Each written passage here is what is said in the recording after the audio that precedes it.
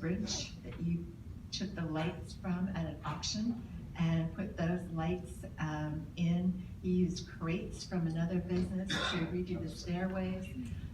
He left in the back of the building the marks on the ground where it used to be an old ice house. And so the marks from cutting up the ice were left on as part of the historical history of that building.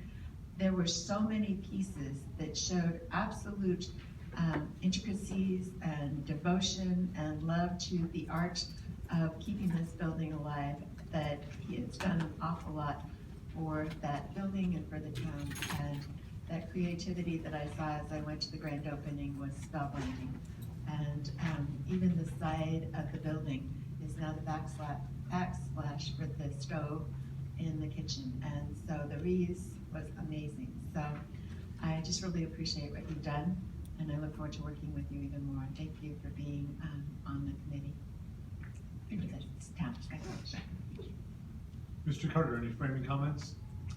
I'll just say that Mr. Martin and I had a chance to talk last week, which is the first time we had met. And I think what he brings to the Fort Culture Board at this point, which is really important, is this focus on preservation, and I think an understanding of the built environment and what it takes to protect it, for the utility that it provides community, and also the beauty that you keep, the artistry that goes into the act of preservation of historic places. So I just look forward to him bringing that perspective. And then also, it's just, you guys know this better than I do, it's a big county.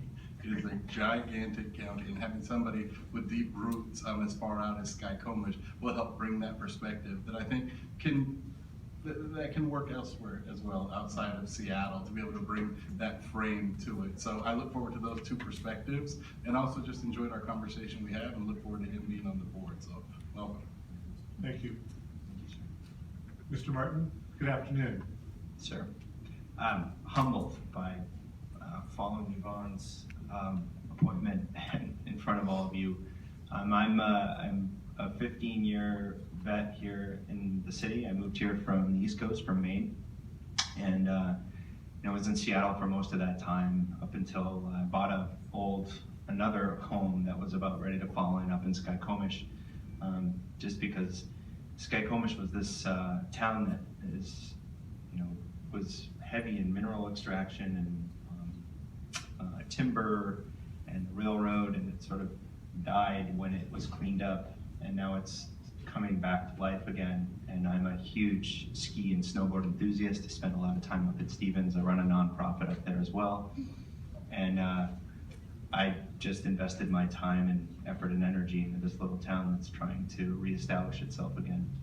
And I had the pleasure of working with Councilmember Lambert and Mayor of the town, a lot of other Forterra and different groups, and we were able to kind of pull something together for this building, and not to mention start to build a new vision for that town. I am, though, not relegated only to Skykomish. I do have a home on Queen Anne, so I'm back and forth, but Skykomish is my primary residence, where I spend the majority of my time, just because it reminds me a lot of where I grew up in Maine, where I'm 45 minutes from a city, and 5 minutes from the outdoors, which is what really lured me to be up there. So I'm, again, humbled by folks, this board, everything that Fort Culture has done. I've gone through their grant program already. They gave me a grant for this, for the lodge, and it's called One Mish. One is in a group of people that are come together under one roof, and Mish is the Native American suffix meaning people, so one people underneath this lodge that are using it as a base camp to access this recreational paradise that we have in our backyard in the Great Northern Corridor. So again, happy to be here, and just honored and humbled by the folks here just to take part and to do what I can to give back. So, thank you. Thank you. Questions for Mr. Martin? Okay, Councilmember Dembowski. Thank you, Mr. Chair. Thank you very much for wanting us to serve. And when I came here in 2013, Councilmember Lambert and I worked on a joint